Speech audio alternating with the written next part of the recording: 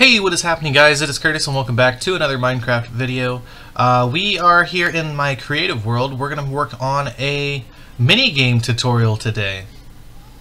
The mini-game we're going to be taking a look at today is called Spleef, and for those of you that don't know, Spleef is a game where a bunch of players stand on a platform and try to break the blocks underneath the other players in the game to try to becoming the last one standing on this platform. Usually, the minigame uses instant breaking blocks like TNT, Slimeblocks, or Honeyblocks that don't have any time to actually mine.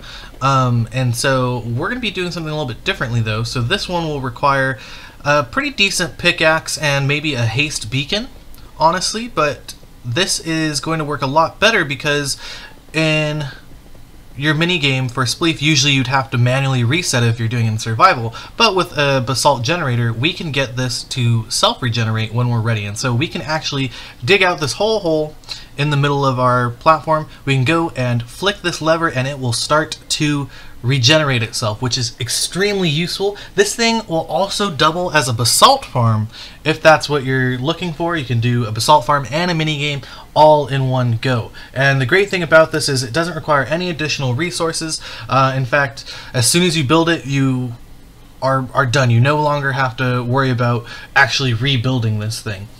So let's take a look. Let's take a look at what materials we're actually going to need for this project. We fit them all in this chest right here. We're just going to need 44 sticky pistons, 10 slime blocks, 1 lever or some other way to activate it, like a button or something, doesn't matter, 2 blocks of redstone, 9 redstone repeaters, 18 redstone torches. We're going to need 40 soul soil, 40 blue ice, 42 regular pistons, and 40 buckets of lava. I have some red concrete here, but this could be any building block of your choice. I'm just using red concrete. It doesn't really matter which one you use.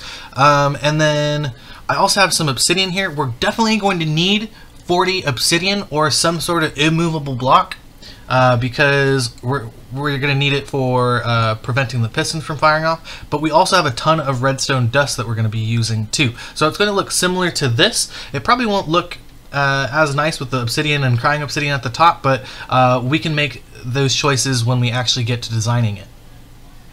The great thing about this project is that all of our components can be split in half. So we can do 22 sticky pistons on either side, 20 soul soil on either side, 20 blue ice on either side, etc. So each module will be basically the same thing, just flipped to reverse the other direction, which will be very useful for us in the long run.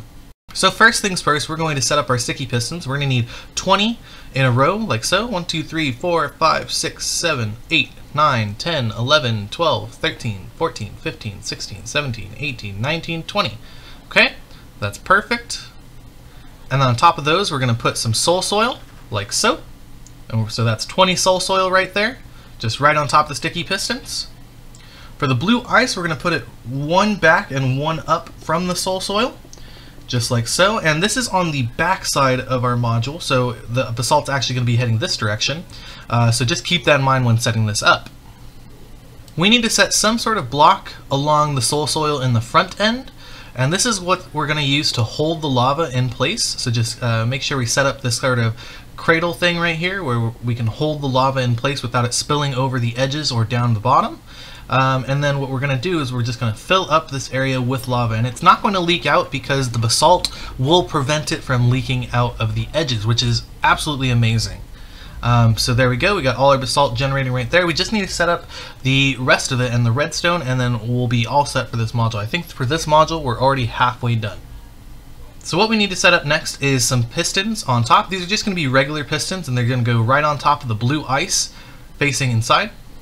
On top of those, we're going to put some redstone dust right along the top of them, and then also on the bottom layer with the rest of the pistons, we're going to do the same exact thing just along the edges here, like so. Against the blue ice on either side, we're going to have 4 blocks, like so. And on these blocks, we're going to have 3 redstone dust from the pistons outwards. For the edge of each one, we're going to make a redstone torch ladder, which will look something like this. So we'll have our blocks in a zigzag pattern with our torches, like so, and they will turn off and on accordingly, like so.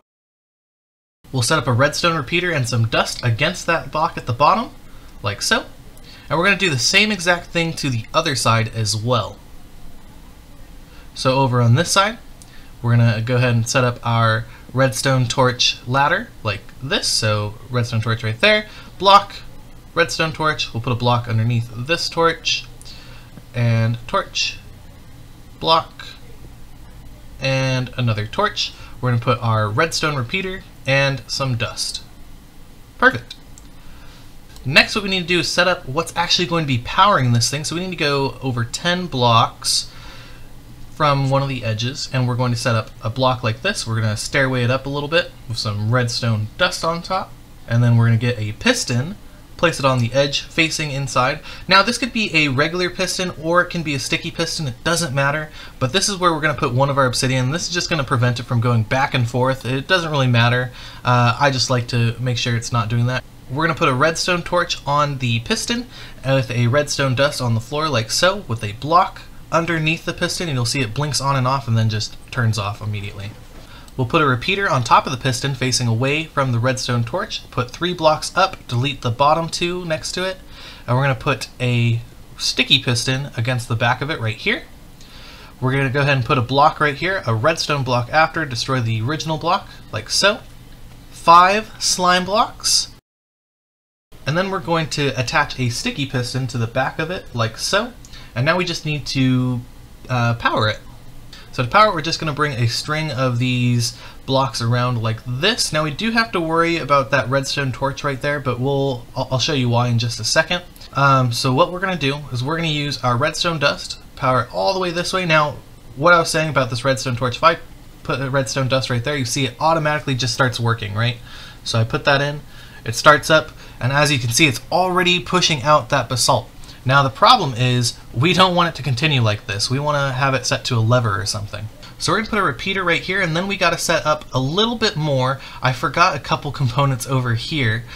So for example, we need to set this repeater to 4 ticks instead of 1, and we're going to put the obsidian across the top of the basalt right here, in front of the pistons, but 1 up, definitely.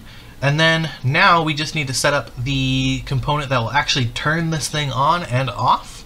So let's go ahead and get that done real quick.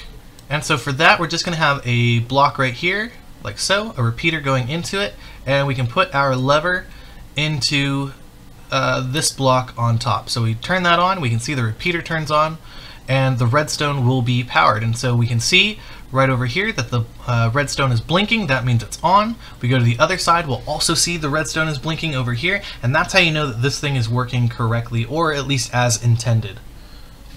So now what we need to do, we need to build up the other side, which is pretty much just going to be the same exact thing, just flipped over to the other end. So we are actually, let's see, 5, 6, 7, 8, 9, 10, 11, 12, 13. So we need to go 13 blocks in the direction that the basalt is already being pushed. So let's go ahead and do that real quick. So we're going to put a block right here. Then we got 1, 2, 3, 4, 5, 6, 7, 8, 9, 10, 11, 12, 13. So that's how far we need to go for the basalt. We're going to put a piston on the back side. So let's go ahead and set that up real quick. So that's where our regular pistons will be. So let's go ahead and put our 20 across. We're going to put our sticky pistons across in front of those, but down towards the bottom, like so. We're going to set up our soil across the sticky pistons. We got to do the same thing with our blue ice, but underneath the regular pistons, like so. And then we need to set up the cradle portion of this as well. So blocks along the bottom, set up our cradle piece like so. So we have something to actually hold the lava inside without it spilling. Like that. And we can go ahead and fill this area with the lava.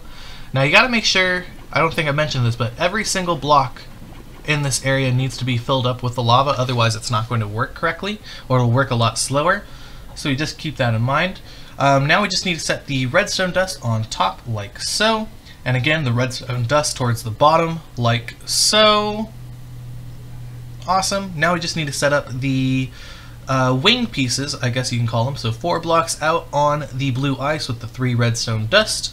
We can set up our redstone torch ladder like so. Very easy to do once you know what you're doing.